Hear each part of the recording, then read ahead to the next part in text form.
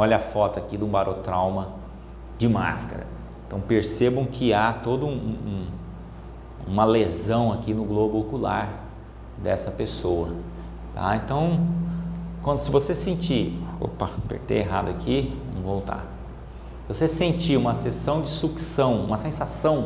sucção, né? Tá puxando ali o seu globo ocular, tá, o olho, né?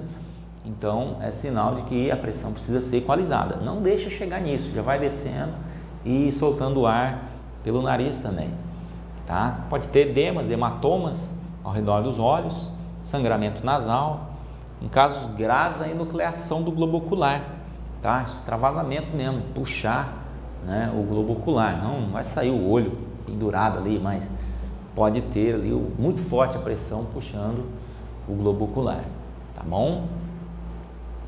Então aqui, ó, uma outra foto, ó, interessante, que aqui formou um hematoma aqui periorbitário, né, semelhante lá aos olhos de Guaxinim, né, dos traumatismos crânioencefálicos. Então percebo que o olho da vítima aqui totalmente lesionado pela ventosa provocada pela máscara. Como é que a gente evita isso? Você já sabe responder essa pergunta, né, jogando o ar para dentro da máscara, tá? Equalizando a pressão interna, tá? E jamais, em hipótese alguma, vocês mergulhem com o óculos de natação, hipótese alguma. Por quê? Porque não há como você jogar ar, né, para dentro dos óculos, porque as narinas ficam de fora. Então, como vou puxar aqui, puxar é pior ainda, né? Como se fosse aquele desentupidor de pia, tá puxando, certo? E aí vai inundar seus óculos. Quer dizer, óculos de natação é para nadar, não é para mergulhar, certo? Perceber alguém fazendo isso, orienta que não deve ser feito mergulho com óculos de natação. Tratamento são compressas geladas, sedativos, analgésicos, tá? E procurar um médico, certo? Chegar nesse ponto, então, meu amigo, tem que ir ao médico, evidentemente, tá bom? Mas sei que vocês são desenrolados e não deixarão chegar a esse ponto aí, vão fazer a compensação o quanto antes. Tranquilo até aqui? Bem simples, né? Os barotraumas aí. Vamos seguir no barotrauma agora do ouvido externo. Nós temos do ouvido, o ouvido é dividido em externo, médio e interno. Vamos ver que cada um deles tem um tipo de barotrauma, mas todos estão relacionados com a pressão, tá? Na verdade, todos os barotraumas, evidentemente. Bom, a causa do barotrauma de ouvido externo, uso de tampões, aqueles tampões de natação, né? Coloca e forma uma cavidade aqui, tá? Ou capuz de mergulho muito justo, e isso acaba criando uma cavidade, uma câmara entre o ouvido e o anteparo. Então formou essa cavidade aérea aqui, certo? Vai sofrer os efeitos da pressão, certo? Pode haver o abaulamento da membrana timpânica, então ela pode se abaular, tá? E até mesmo romper-se, certo? Isso pode ocorrer tanto na subida quanto na descida do mergulhador. Então, normalmente, o barotrauma de ouvido externo está relacionado ao equipamento, ao capuz ou a um tampão, tá bom? Sinais e sintomas: você vai ter dor no local, vasodilatação, edema, sangramento aqui do conduto auditivo.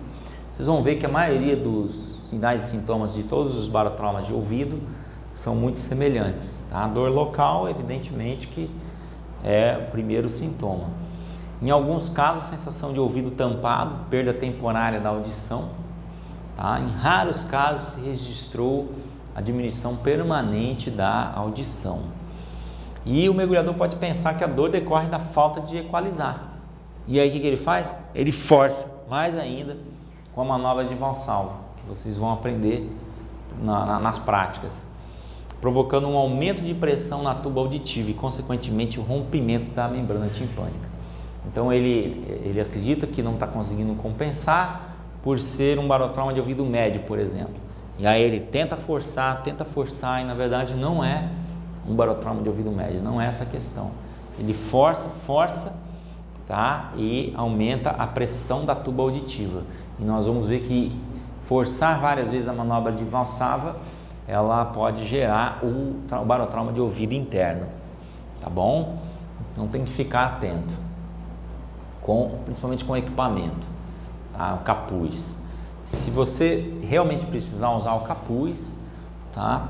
Você pode fazer um furo, um pequeno furinho na região do ouvido, tá? E jamais você utilizar tampão para fazer mergulho, jamais.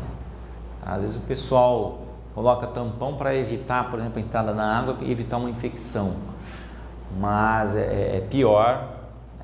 Nadador costuma fazer isso daí, né? Na verdade, a água, essas águas de piscina, tal, dá muita infecção. Alguns nadadores reclamam de muita infecções, tal, que podem ocorrer. Quer dizer que vai nadar, vai ter infecção. Mas a desculpa para se usar os tampões é essa, né? Para evitar a entrada de água e contaminação. Mas para mergulhar, jamais colocar tampão, tá bom? E se não quero fazer furo, posso fazer usar um capuz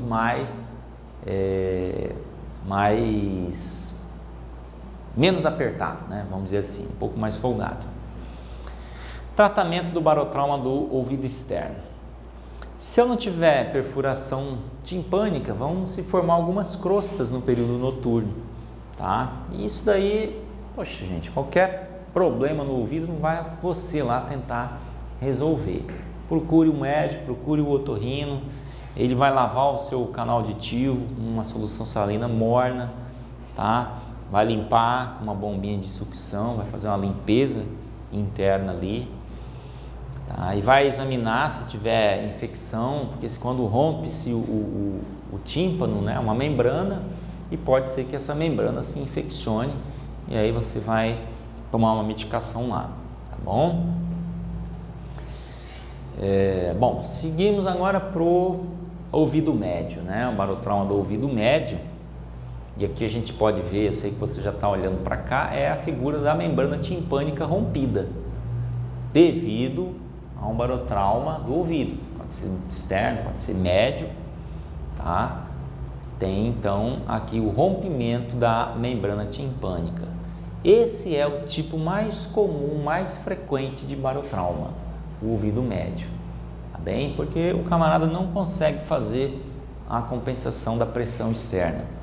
Tá? Então, e a pressão comprime a membrana timpânica e pode levar ao rompimento de tímpano.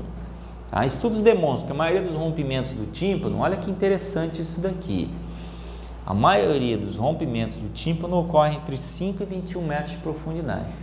Então 5 metros é um mergulho raso, bem raso. Então a gente costuma, né, nós bombeiros costumamos ir para a piscina, aí pega uma piscina de 2, 3 metros, 4 metros, um tanque um pouco mais fundo, e às vezes mergulha, faz aquela brincadeira, vai buscar alguma coisa lá embaixo, sente a dorzinha aqui, mas não é tão forte e deixa. Na verdade, a gente não pode deixar sentir a dor. A compensação tem que ser feita antes de você sentir dor. Até 1 metro ali você já tem que ter feito a compensação, tá? A equalização.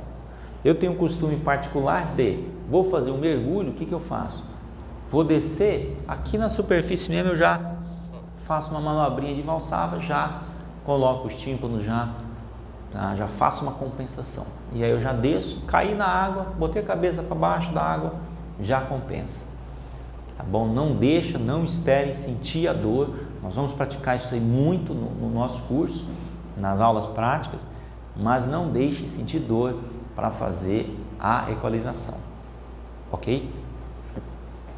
Então vamos lá, barotrauma do ouvido médio.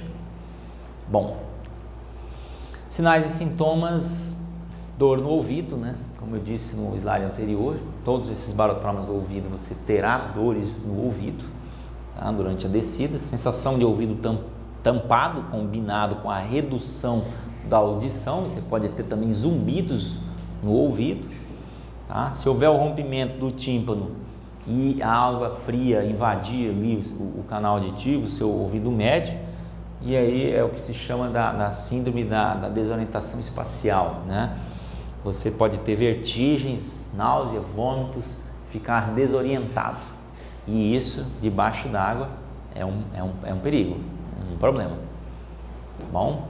Então, sinais e sintomas do ouvido médio. O tratamento para o barotrauma do ouvido médio: interromper o mergulho imediatamente. Na verdade, qualquer barotrauma, né? Nós vamos interromper o mergulho. Aplicar curativos secos. Se romper o tímpano, né? Tiver com dores ali, timpânico no ouvido, tal, tá doendo, tem que procurar o médico, tá? Pode ter infecção, entrou água, rompeu a membrana timpânica, pode ocorrer infecção, tá? E em 3 semanas, normalmente em média 3 semanas, o tímpano estará cicatrizado. Então, dentro dessas 3 semanas, nós vamos evitar repetição de mergulhos. Bom, como é que a gente evita? Tá? Manobras de equalização. Frenzel e Valsalva, que forçam a abertura do osteofaríngeo da tuba auditiva. O osteofaríngeo é esse ponto aqui, tá? Passagemzinha aqui, tá? Esse canalzinho aqui, uma caneta apontando bem o ponto do osteofaríngeo. Então, quando a gente consegue abrir o osteofaríngeo, ocorre a equalização. A membrana timpânica deixa de ficar abaulada. Ela deixa de ficar abaulada e permanece novamente na vertical. Tá bom? Então, nós vamos fazer na prática tanto a manobra de Frenzel, é uma manobra mais complicada um pouco, tá? Mas quem consegue fazer, eu não consigo fazer manobra de Frenzel, mas quem consegue fazer tem uma vantagem, principalmente no mergulho em apneia. Os caçadores que fazem caça submarina, eles utilizam muito a manobra de Frenzel para fazer a compensação, porque você gasta menos energia que a manobra de Valsalva. Valsalva, ela, como você tem que expandir o tórax para forçar essa saída do ar pelo ouvido, você acaba gastando muita energia. Isso para o mergulhador de apneia é muito ruim, porque diminui a apneia dele. E a cada vez que você vai descendo, a pressão ambiente vai aumentando cada vez mais, mais difícil de você conseguir fazer essa expansão torácica. E mais energia você vai estar gastando. Então, consequentemente, menos tempo de apneia você terá. Então, manobra de Frenzel